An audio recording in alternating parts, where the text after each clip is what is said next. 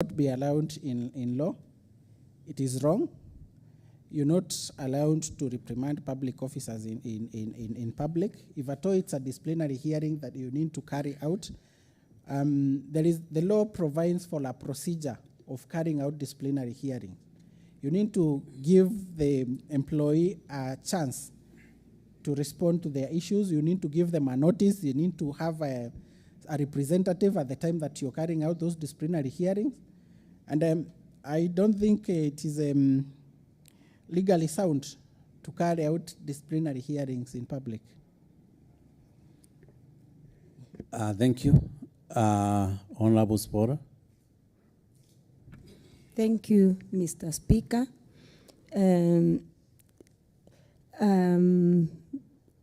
Monene Dixon, I'm very sorry for the difficult childhood, and despite the difficult childhood, I really want to congratulate you for very good performance, and I want to encourage you because I also under a difficult childhood, just like you, but here we are. Now, my question, my observation goes to what Honorable Muchoi from Adwana has talked about, and about the bloated workforce. Recently, we were given information, of course, through the media, that we have so many drivers in the county government of Meru, and the vehicles are very few. So that means that the drivers are many and the vehicles are few. So it means for the whole financial year, those drivers who are not assigned to any vehicle just don't do any work, and they're like. In other departments, like the Department of Gender, I am informed that we also have so many gender officers, so many of them who have nothing to do. Whereas now, if you look at the county departments like agriculture, where we have so many officers who have retired, and the Department of Health, where we have very bad shortages, and like I mentioned earlier, the Department of Education is in these centers. Now, in public service, we have what we call on-job training. We also have redesignation. And I felt that in order to solve the challenges that are facing the county government in terms of establishment, there are some departments that are under-established, whereas others are over-established for wrong reasons. I would want to find out from you if this committee approves your nomination as a CC in charge of public service, ETC. What are the measures that you're going to put into place to ensure that every employee in Meru County is working every day, every working day? Because there are so many of them that are in the payroll but do nothing. Thank you, Mr. Speaker. Thank you, Honorable Spora. Honorable Frida. Thank you, Mr. Speaker. My name is Frida, Honorable Frida Naito. My question goes to Dixon Monene. Dixon Monene, I've known you to be the long-serving advocate for Kawera Mwangaza for more than 5 years now. My question to you is, do you really advise our governor on the importance of following the Constitution of Kenya and the County Government Act? You being one of the nominee of the CC for public service, we have seen and we know that there is nepotism in the office of the governor. PA being the sister Miriam Gwantai, the bodyguard being Los Gwantai, the driver being Moses, the husband being Murega Baichu, who is the Meru ambassador. You being the CEC for public administration and service. How are you going to deal with that nepotism at the office of the governor. A second thing, do you really advise governor on the teamwork? We have seen governor is a road ledger in this county, and a few days ago we have seen the struggles that we have been experiencing from the executive and the county assembly. And then there is another thing that I want you to really clarify as a personal advocate for Kawira Mwangaza. Today there was another petition in court for County Integrated Development Plan, that is public participation, that has been held for previous days and it's still going on. Are we not losing our county revenue through petitions? Is it advisable for governor to move on that side? Still, we are in the case of Ntoiti, there is a contempt of court. How are you advising our governor on the same? About the people who went for compulsory leave, is it not long for our county to lose resources and revenue paying people who are not doing work? They are at home, and actually I've looked one of the letters. The only thing that they have been charged with is campaigning for the opponent, who was Governor Kereto Moronge. Is it really right for this county to go on that direction? How are you going to advise our governor about the same? Thank you. Thank you, Honorable Frida. Let's allow Monene to answer those questions, and then you can raise the other issue. Monene, please take over. Thank you, Chair. Honorable Zipora, thank you for that observation on my good performance, and I also I'm also grateful, and this is how far we have gone, even despite the difficulties. That was an observation. On the issue of bloated workforce, you've seen that you've indicated that there are so many drivers, few vehicles that are county vehicles that are in use. The proposal that we need to make is, first of all, carry out an audit on in terms of the employees that we have in the county, their situation report in terms of whether they are working, in terms of where they report to. That way we are able to tell how many number of employees that are much as they're in employment, they have not been assigned any duties. They can be redesignated, as you have proposed. They can be redesignated to other sectors. For instance, the agricultural ministry that has few employees, most of them having retired. There is also the issue of, which should come as a last measure, I believe, should come as a last measure. There is the issue of declaring redundancy of employees. But this one should come as a last measure, because it means that after restructuring and redesignation, those employees who are not able to take the position, the new position that they have been designated to, they should be allowed to be that opportunity when you declare them redundancy to leave, of course, with some gratuity or some payment package. Honorable Frida Naito has asked that I am a long-serving advocate of the current governor, and whether I've been advising her on the issues of nepotism in the office of the governor. I would like to clarify that, Chair, that I've been acting for the governor, the current governor, on instructions when our law firm has been instructed. Since the current governor became a governor, I've never received instructions to act for her or to advise her. I acted for her when she was the women representative, member of parliament. And the reason why I'm before you today is so that I seek that opportunity, so that I can get a chance to advise this office of the governor and the office of the county government on these issues that are rising. Thank you. Thank you. Let's take that question from Honorable Kennedy Mutwiri. Thank you, Chair. First of all and foremost, Dixon, congratulations. I think your resume is remarkable. Of all the questions that have been asked my members, I want to ask one general question. You have heard there are so many legal issues between the executive and the concerns from members of the assembly. The executive will be your direct supervisor and your boss. From your background of law, your fidelity to the law, and now you have another boss who is used to making roadside declarations, not anchored on any law. Mind you, that will be your direct boss.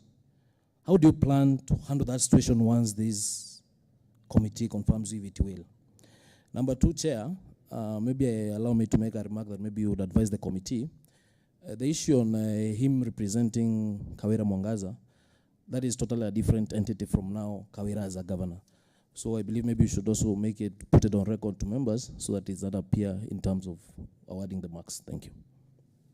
Thank you. Morene.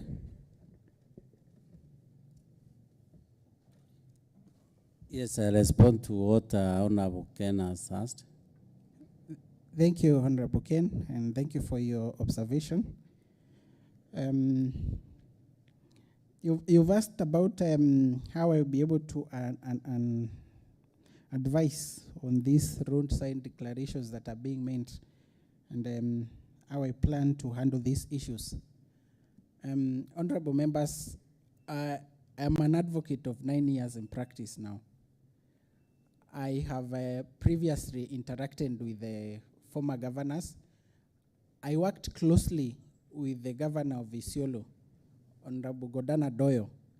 I've also acted for him in matters in court, and I've also advised him at a personal level. I believe with this experience that I'm bringing, and I'm taking into consideration, an example of that office, when the former governor of Isiolo took office, there was a lot of acrimony between the county assembly and the county government. The executive wing of the county government. We were able to maneuver through these issues, and this is the wealth of experience that I'm bringing in.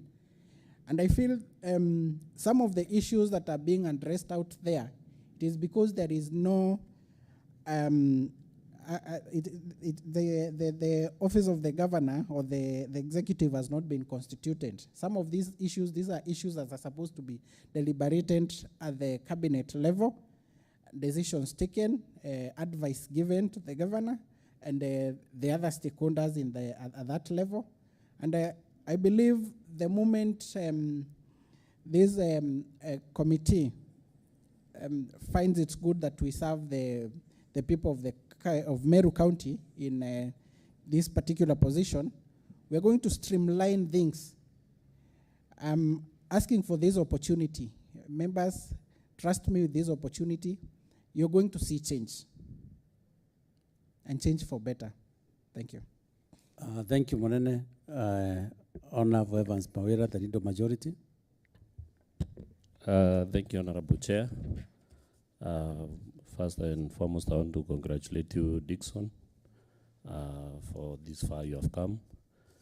I recall when I came to Form 1 in Kanyakita Boys High School, you were in Form 4, and you are a very bright boy.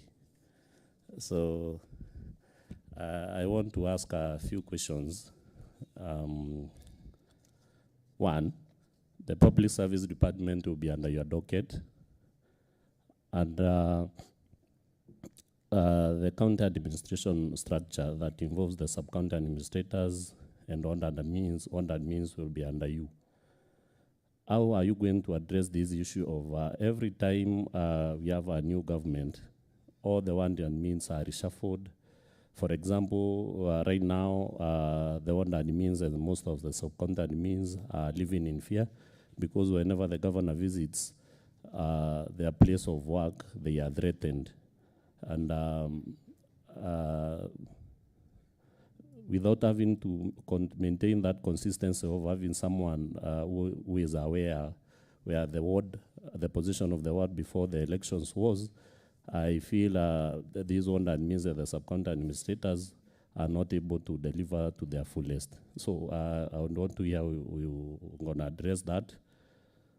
My second question is, now you being the head of the legal department, and also we are lucky you are an advocate of the High Court.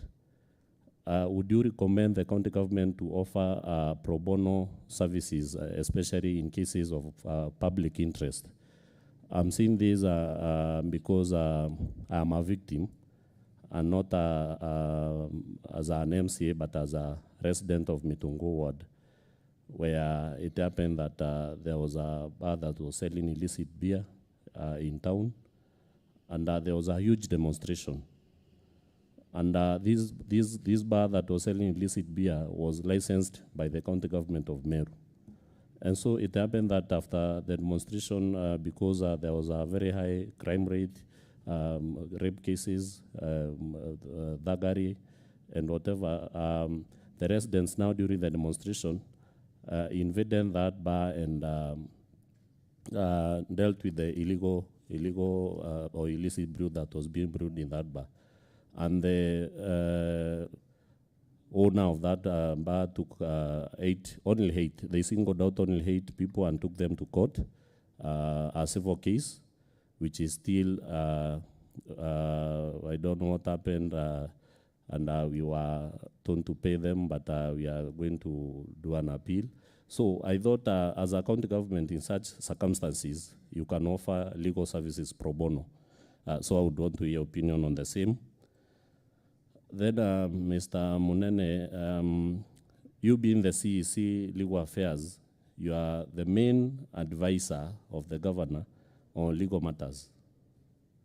So I would want to know, what would you do in case you give maybe, let's say, the governor some legal advice that she doesn't take and maybe lean to litigation of the county government or the governor herself, or maybe an officer of the county government, because maybe in some instances you can give an advice that is not taken up.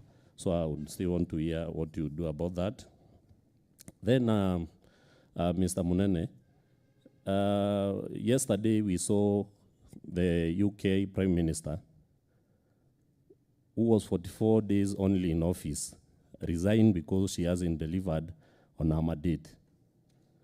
I would want to hear if you can advise the governor or maybe a CEC who doesn't deliver, being a good public service servant, to resign voluntarily if they don't deliver to their mandate, because you'll be the legal advisor. I would also want to hear, although I've heard you mention the same, on how you intend to advise the governor to relate with the assembly, now being the legislature and you being in the executive, because it is true that these two arms of government need to work harmoniously. So I would want to hear the advice that you give maybe to the governor, and especially now taking into account what has been happening lately, because we don't live in a vacuum, it's all over. Of what has been happening. My last 2 questions will be, this one is on, sorry, the county government inherited so many cases from the defunct county council bodies that were there previously. And some have lent to the county government incurring so much cost in trying to settle them. So I would want to hear what you intend to do so that you can do away or dispense off with that matter once and for all, because we are in the 3rd county government since inception of devolution. Lastly, it seems that the governor and her husband, they have been disturbed so much by cartels, because in every address that they speak of, you hear of cartels, cartels, cartels.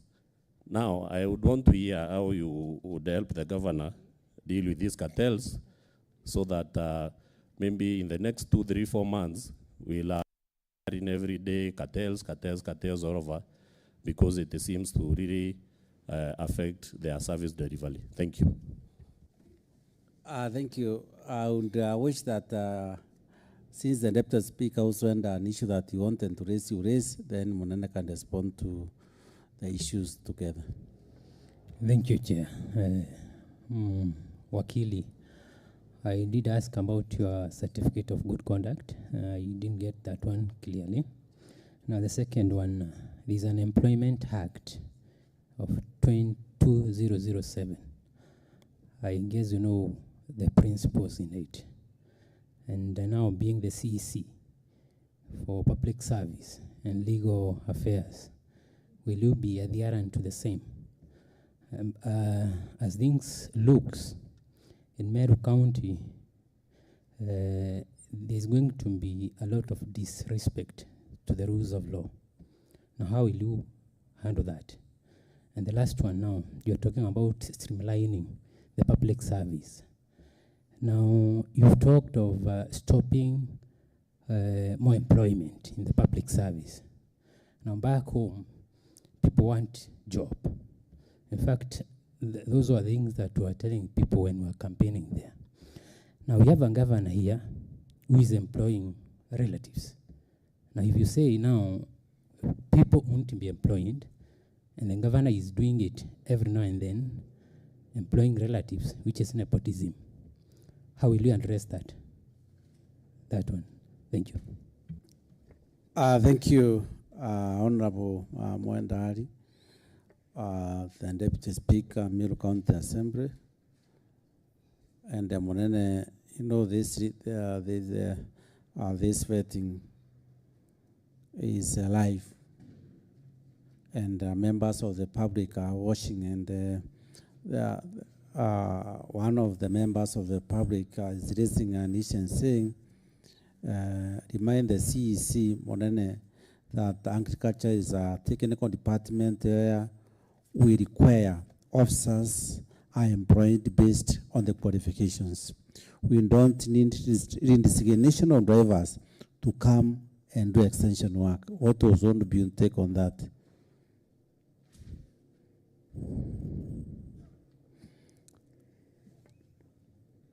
So please, yes, take the floor and respond to the issues raised by the members. Thank you, Chair. I'll start with that last question on agriculture being a technical issue that, ministry, that we don't need redesignation of drivers. When we carry out audit and restructuring, it does not necessarily mean that the drivers are supposed to go and work in the Department of Agriculture. We have indicated that, or rather I have indicated that previously, there is the issue of redundancy. Once you restructure and a position that an employee was occupying becomes obsolete, then that employee is asked to be declared redundant. But if it is a position that this employee can take, you realize that most of the drivers, not most of the drivers, but most of the employees, county government employees, or at whichever level, some of them, they have even degrees in, let's say, Bachelor of Agriculture. But due to unemployment, they are forced to take a position that that is lower. You might be looking at them as a driver, but this is someone who has already gone to school. This is someone who has a degree. But they have been forced to take that position because it is the only position that is available. So after carrying out this audit and the restructuring and resignation, if we find such employees who are drivers and qualified to take these positions that are available in the Department of Agriculture, then they will have to be considered first. I go back to the questions, the issues that have been raised by Honorable Evans Mawira. And I'm glad that you noted me while you were in Form 1. You are also a younger boy. I was a boy, but you are a younger boy, very timid. And I'm glad the person that you've become. I'm very happy by there, and proud of you. This is what Kanyakini is capable of bringing out. You've indicated about the publics, that I'm taking the position of the Public Service Department and County Administration on the employees, that every other time a new regime comes in, there are employees that are in trouble. One administrators are case in point. It is my position that nobody should be vilified for supporting, and during the electoral process, for supporting any candidate. Nobody should be vilified for being an employee of this county. We are all sons and daughters of the Meru, and this is our county. We need to, take pride in it. We need to allow each other opportunity. We need to allow each other space so that we can work together. If a certain, Linda is given all those positions, there is no way you can work on all those positions. So we really need to develop that art of moving on after elections, after every electioneering period. We move on fast. We get back into delivering to the communities and to our people that have hired us. And part of delivering is that you need these ward administrators. You need the experience. These are people who have worked probably in that position for 5 or so years. There is no way you can come in and within 1 week and you just want to transfer them to a different department when you have not really appreciated or conceptualized their role in that particular position that they are in. These are people who will help you and take over. Will help you as you take over the government, or as you deliver services to these particular places. It is not without a reason that these positions that they are occupying are not elective positions. These are, they have been employed. They are civil servants who have, most of them and some of them permanent and pensionable. The law and the constitution saw it good that some positions are up for grabs after 5 years, and others are supposed to be there for, they're supposed to people are supposed to assume employment on permanent and pensionable. So it does not necessarily mean that after every 5 years we have to restructure everything. We have to redefine everything. No, I don't think that would be a good principle.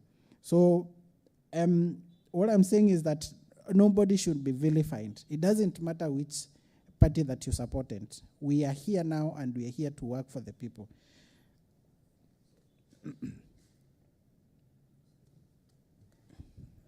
Monene, please put off the mic. Thank you for that clarification. But now, how do you intend to stop it? But because we see it happening. Okay, I believe with the help of this House and the Assembly, we can come up with a policy where employees are not supposed to be, if they are civil servants, they are permanent and pensionable, they are not supposed to be interrupted or transferred after a certain period of time. I have seen this work in the judiciary, where, for instance, a magistrate or a judge will not come in and is transferred immediately. At least they're supposed to work for 3 years in a certain station. And that way, there will be certainty. Once someone takes a position, there will be certainty even in terms of settlement. You need to settle, you need to relocate your family and all that. And the next question, you've intimated that I am the main advisor, the position that I'm taking will be the main advisor of the governor on legal matters. I want to remind you that there is a chief legal advisor in the office of the governor. I believe this is the position that is also in the law. And the chief advisor in the office of the governor is the governor's chief legal advisor. The position that I'm taking, I believe it's a position where I'll be a legal advisor in terms of the general working and running of the entire county, not a particular individual. And these issues, when they are brought at the executive level or they are brought on my desk, I will be able to proffer a good legal opinion, and I believe this is an opinion that should also be the opinion of the law on how things are supposed to be done. You have indicated that a case in point, the Prime Minister for UK, Liz, resigned after being in office for 44 days. I believe as a country, we are not yet there. We are getting there also. I believe we will get there. I mean, I'm yearning for a day when, for instance, whether not necessarily the office of the governor, even a county assembly member, when you feel that you've not delivered in your role, you feel that you've betrayed probably the principles that brought you to the assembly. I mean, the assembly. When you feel that the position that you took, it does not, whatever the expectations that you had are different the moment you assume that role and you're not able to deliver in that position, it is only good that you take a step aside and someone else takes that position so that we can take this country ahead. You've also indicated... I asked if you can advise someone to resign voluntarily, if that is the case. Advising someone to resign voluntarily, I don't think resigning, it's a decision of, it's a personal decision. That should come as a personal decision. Because if this person has, there are other mechanisms of removing a person who has maybe for gross misconduct or any other reason they have not followed the law, but a voluntary resignation, that is the reason why it's being called voluntary. It's a personal decision that should come personally. It should emanate personally from an individual. So that is not something that I can do. Probably asking whether I can resign voluntarily, yes, I can.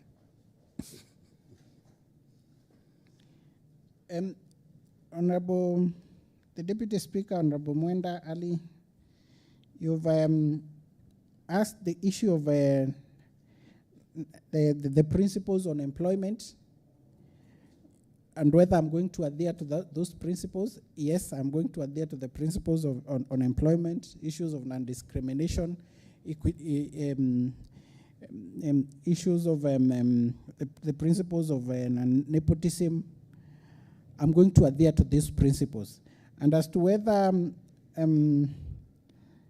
the other issue that you've raised, I believe I've answered that on the issue of the allegation that the office of the governor is hiring relatives. I have indicated that there is a chief legal advisor substantively holding that position, who is over 10 years my senior in practice. I believe this is a position that should be able to advise the governor or the employer personally. Yes, Honorable Speaker, I want to inform you, Mr. Monena. Yes. Please address the chair. Yes, what is it? I already did. I saying, Honorable Speaker. Yes. I wanted to bring to Mr. Monene's attention that in terms of legal responsibility, the person to be held responsible is the CEC Legal Affairs, not the Chief Legal Advisor or whatever you're calling him. Thank you, Chair. In terms of legal responsibility, I'm willing to take that legal responsibility. But in terms of legal advising an individual, that is where I'm drawing the line. I'm indicating that in that particular office, there are advisors in the office of the governor. There is also the County Public Service Board, which has a legal person there. You know, the issues of employment should actually emanate from the County Public Service Board. There is the secretary to the office of the County Public Service Board who is supposed to be have a legal background and a CPS. Thank you.